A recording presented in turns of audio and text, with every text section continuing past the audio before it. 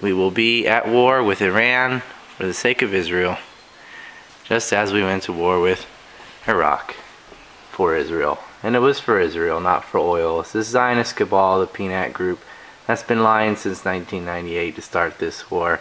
They got what they wanted. All these lies came from these people. All Zionists. All wrote about what they wanted.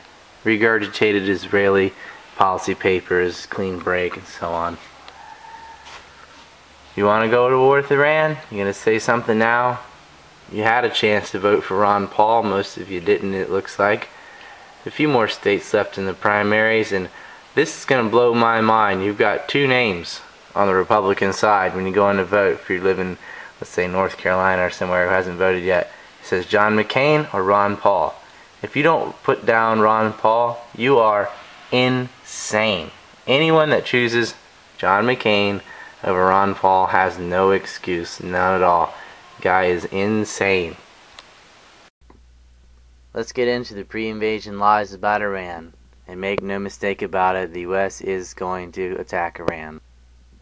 Just like with Iraq, the administration is lying about Iran's nuclear capacity. They started by saying Iran has nuclear weapons, and then fell back to, well, Iran is building nuclear weapons, or they're masking a nuclear program by claiming that they're trying to build nuclear power, but they're really trying to build a nuclear bomb. We don't have any evidence for this, but it's just speculation to scare you. Then they fell back to, okay, well, Iran has the ability to make nukes, so they might make a bomb in the future, and you don't know, and more scare tactics. Once again, just as was the case with Iraq, there isn't any actual physical evidence for any of these claims. In fact, all the physical evidence makes the contrary points. It says Iran is not building a nuclear bomb, that they are building nuclear power for peaceful purposes. That's what the inspectors have said, the Atomic Energy Agency has said, just as they did with Iraq. Yet this administration is trying to cry wolf again. How many times can a boy cry Wolfowitz? Next, and I didn't know what to label this, but it's just general propaganda about Iran, we had the huge story about yellow stars, where they said that in Iran, religious minorities were forced to wear yellow stars, much like the Jews in the Holocaust. It was complete crap. It was not true. This came from the ADL in Canada. The ADL, of course, caught spying on the United States in 1993. Completely Zionist organization. Wonder why they lie about Iran. Gee. There was the banning music, kicking puppies, whatever. They made up every lie you could throw. One of the big whoppers was this story that was on every American media outlet claiming that Ahmadinejad said they were going to wipe Israel off the map. Complete BS again. He never said that, never even mentioned the word map. What he said was that Zionism, the political ideology, was going to go the way of the Soviet Union, the USSR. Now Russia is still there, the Soviet satellite states are still there. They weren't wiped off the map. Saying Zionism is not going to be a lasting political ideology because it's a fascist apartheid regime that is attacking all of their neighbors. It can't sustain itself. They're completely economically dependent on the United States. You can't have perpetual war forever. Mass media can cover it up all they want, but the internet and other sources and other countries and foreign media are reporting what's happening to Palestine, and Israel cannot continue to do what it's doing forever, just like South Africa couldn't do what it was doing forever. Apartheid, in the eyes of most moral, sane, normal human beings, is completely wrong. We know that's what he said, it's just that the mass media refuses to retract what they've been saying. Next, we had this incident which Ron Paul profiteerically predicted would happen with his speedboat. It was a speedboat, something that I've been fishing in many times. It's nothing, and they said that Iranian speedboats were threatening U.S. destroyers. U.S. destroyers which were in Iraqi/Iran waters, questionably, there only because of their illegal occupation of Iraq to begin with. And they're saying that the speedboats were threatening the destroyers. Not the destroyers were threatening to the speedboats, but the other way around. Unbelievable. And it turned out the audio and the tape and everything they claimed was fake. They said the speedboats were being aggressive, making aggressive posture, I guess swishing around in the water quickly, and that they had said things over the radio that were threatening and were ignoring warnings, and it was BS. It was the U.S. talking to the U.S., pulling a prank, they said.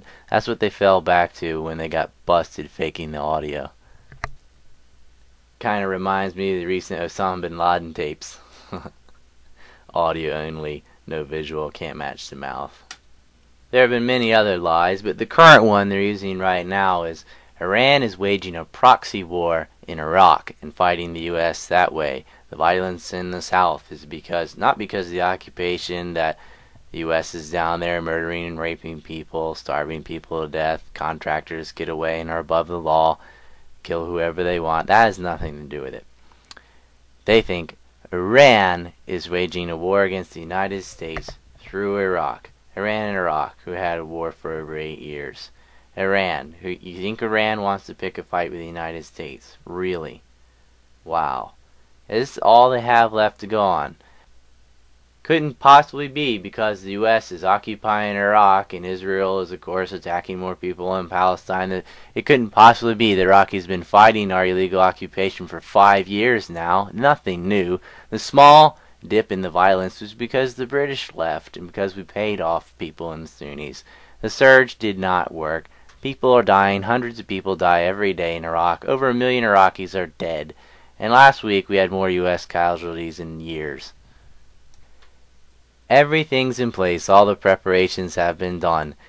We've tied up China's hands with this Tibet fiasco. We've negotiated with our neighbors. We got the French on our side now with Sarkozy, ex-Mossad. We've got the ships who have been sent. We have the troops in Iraq sitting on the border. We've got Israel doing war games. Things are set in place for a new war. Propaganda's been on for more than 2 years at least. It's heavy on this proxy war junk right now. Admiral Fallon has resigned.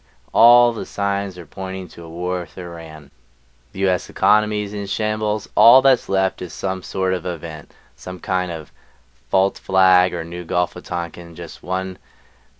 Who knows what it's going to be? Maybe an attack in the U.S., something huge is going to happen in Iraq, but we're one false flag short of a major possible world war, going with Syria, Lebanon, and Iran, all of Israel's current enemies. A lot of people are going to die. A lot of people are going to be homeless. A lot of people are going to be refugees. Prices are going to soar. Oil's going to skyrocket. Iran ought to hit the Saudi oil fields in their first counterstrike. This is going to be an absolute disaster, but it's going to happen anyway. Listen, the presidential hopefuls are a lost cause. It's over. But the revolution lives on, and there's a huge march in June with Ron Paul. We have got to take our country back. It's not going to come by the way of elections. We've got to control the media. These liars all support each other. We have to break that down. You got to support alternative media, and we have to become the new media. At this rally, take as many videos as possible. Use ANTI-NECONS.com. Use WhatReallyHappened.com. Use YouTube. Use your own site. Tell me about it. I'll plug it. We've got to band together and stop the neoconservatives. They are destroying our country. They're destroying the world.